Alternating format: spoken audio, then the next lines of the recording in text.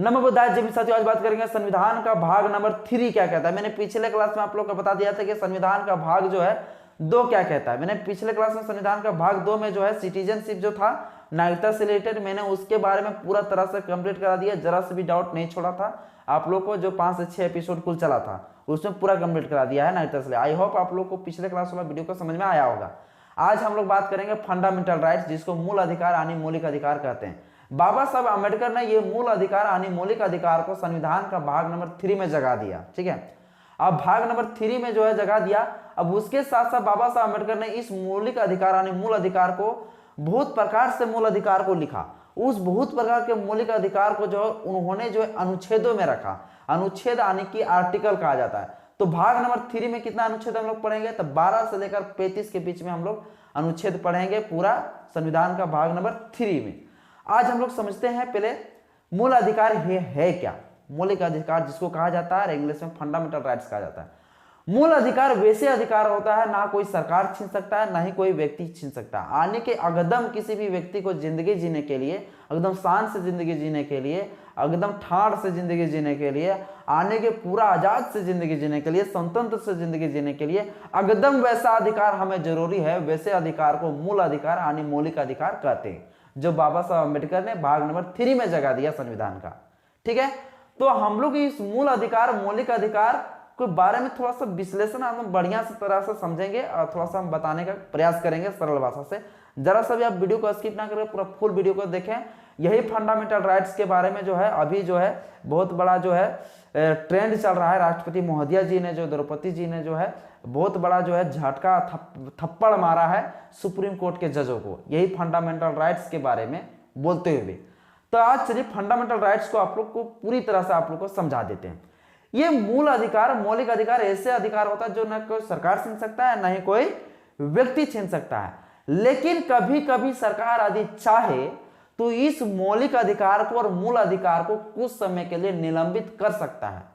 या तो कुछ ऐसे मूल अधिकार है जो एक व्यक्ति के लिए तो ठीक है, लेकिन दूसरे व्यक्ति को मतलब क्या है, गलत तरीके से दूसरे व्यक्ति को मतलब ठेस पहुंचा के, दूसरे व्यक्ति को हानि पहुंचा के, अगर ये वह व्यक्ति इंडिपेंडेंट से खुद जी रहा है तो वैसे मूल अधिकार को सरकार चाहे तो हमेशा के लिए भी उस मूल अधिकार को खत्म कर सकता है।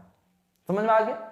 आने की ऐसा अधिकार जो अपना अधिकार तो खुला है ये है, लेकिन दूसरे को तकलीफ देके है मूल अधिकार, तो वैसे अधिकार को सरकार कभी कभी हमेशा के लिए भी खत्म कर सकती है। और मूल अधिकार को निलंबित किया जा सकता है, प्रतिबंधित किया जा सकता है। निलंबित मतलब सस्पेंड हो गया कुछ समय के लिए, प्रतिबंधित मतलब हमेशा के लिए खत्म कर सकता है। ये निलंबित कौन कर सकता है, प्रतिबंधित कौन कर सकता है, इस चीज को पहले हम लोग समझते हैं। निलंबित मतलब वैसा हो गया जो कुछ समय के लिए हो। जैसे मान लीजिए सपोज दैट एमएसपी कानून, जिसको हम लोग कह सकते हैं किसान आंदोलन जो चला, वो बहुत ही बड़ा भारत देश में जन सलाह आंदोलन चला, सबसे बड़ा आंदोलन था किसान आंदोलन। अगर वैसे समय मान लीजिए सपोज दैट उस समय जिस समय आंदोलन चल रहा था, उस समय अगर ऐसा हुआ रहता कि पाकिस्तान या तो चीन वाले अगर भारत के बीच में अटैक कर देता, यानी कि भारत और पाकिस्तान या तो भारत और चीन के बीच में युद्ध होता, जिस समय जन सलाह आंदोलन किसान के लिए चल रहा था, तो क्या उस समय किसान जो आंदोलन कर रहे थे, तो सभी लोगों को यहाँ आंदोलन करने का अधिकार है, राइट से, हम लोग का मूल अधिकार है, हम लोग आंदोलन कर सकते हैं। तो क्या पाकिस्तान या चीन के बीच, हमारे भारत के बीच युद्ध हो रहा है, तो क्या उस समय भी हम लोग का मूल अधिकार बना रहेगा? तो उस समय मूल अधिकार नहीं बना रहेगा। उस समय जो है राष्ट्रपति कुछ समय के लिए मूल अधिकार का किसान को छीन सकता था, अगर वैसे उस समय होता तो। ठीक है, आने की अगर भारत में बहुत बड़ा कांड होने वाला है और उस समय को अगर युद्ध कर रहा है, या तो उस समय हमारे भारत के लोग जो है आंदोलन कर रहा है, तो कुछ समय के लिए राष्ट्रपति जो है इस अधिकार के ऊपर भी निलंबित कर सकता है कुछ समय के लिए। ये मूल अधिकार के निलंबित करने का राइट्स है राष्ट्रपति को। अब समझते हैं प्रतिबंधित क्या होता है। प्रतिबंधित किसी कानून को कर सकता है जो एक व्यक्ति के लिए तो वो मूल अधिकार ठीक है, लेकिन दूसरे व्यक्ति को तकलीफ देके है, तो वैसे अधिकार को जो है सरकार यदि चाहे तो हमेशा के लिए प्रतिबंधित आने बंद कर सकता है। जैसे 3 तलाक कानून। 3 तलाक कानून क्या था, पुरुषों के लिए तो ठीक ठाक था, लेकिन महिलाओं के लिए गलत था। जो कि उसको खत्म कर दिया गया। ठीक है, तो ऐसे अधिकार को हमेशा के लिए भी, और जो हमेशा के लिए जो प्रतिबंधित यानी खत्म कर सकता है मूल अधिकार को, वो कौन कर सकता है? वो संसद कर सकता है। लेकिन वैसे मूल अधिकार को जो दूसरे को तकलीफ ना देता हो, ठीक है, वैसे मूल अधिकार को संसद खत्म कर सकता है। चलिए समझते हैं और आगे हम लोग।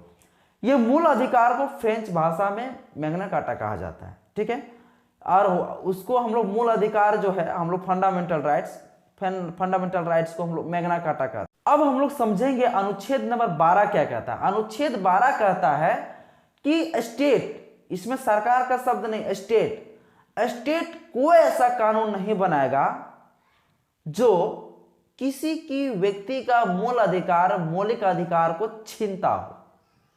अब स्टेट मतलब कौन सा स्टेट? स्टेट का मतलब यह कहा गया है दोस्तों कि central government, state government, local government कोई ऐसा विधि, कोई ऐसा कानून नहीं बनाएगा जो किसी व्यक्ति के लिए अगदम जीवन जीने के लिए वो मौलिक अधिकार जरूरी है और वैसे अधिकार को वो छीन नहीं सकता है।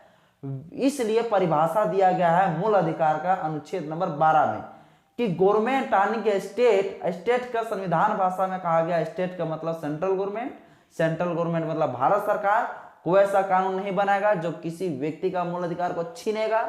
और स्टेट गवर्नमेंट का मतलब यह हो गया कि राज्य में मुख्यमंत्री जो होते हैं, मुख्यमंत्री ऐसा कोई कानून नहीं बनाएगा जो किसी व्यक्ति का मूल अधिकार को छीन सकता हो या तो छीनता हो। या लोकल गवर्नमेंट उसे कहा गया जो जैसे गांव ग्रामीण मुखिया जो होता है ना, क्या करता है कि गांव ग्रामीण में क्या होता है, एक कॉलोनी को बनाने के लिए जो होता है ना 50-50 हजार रुपया डिमांड करता है, 20-20 हजार रुपया डिमांड करता है। तो ये क्या हो गया? व्यक्ति का अगदम मूल अधिकार को छीन रहा हो। यही जो है अनुच्छेद नंबर 12 में परिभाषा दिया गया है कि स्टेट जो है, स्टेट का मतलब सेंट्रल गवर्नमेंट, लोकल गवर्नमेंट और स्टेट गवर्नमेंट, ये कभी किसी का मूल अधिकार को ना छीनता हो और नहीं छीनना चाहिए। इसी का परिभाषा दिया गया है अनुच्छेद नंबर 12 में।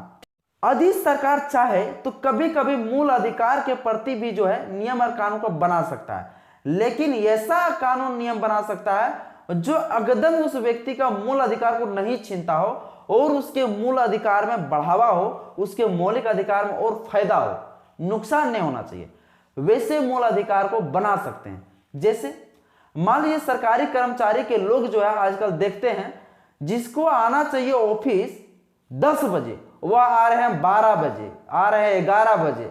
यदि स्टेट गवर्नमेंट और सेंट्रल गवर्नमेंट यदि यह नियम बना दे कि सभी सरकारी कर्मचारी को जो है जाना होगा 10 बजे, ऑफिस एंट्री कर जाना होगा, तो जो है वो क्या हो गया? वो नियम और कानून हो गया। तो वैसे कानून जो है सरकार बना सकता है, नियम और कानून सेंट्रल गवर्नमेंट बना सकता है, ये लोकल गवर्नमेंट भी बना सकता है, और कौन बना सकता है इसको? स्टेट गवर्नमेंट भी बना सकता है। तो आई होप दोस्तों आप लोग को संविधान का अनुच्छेद नंबर 12 समझ। अब समझते हैं अनुच्छेद नंबर 13 क्या कहते हैं। अनुच्छेद नंबर 13 जो है अल्पीकरण के संबंध में बताता है। यह अल्पीकरण क्या होता है चलिए समझते हैं।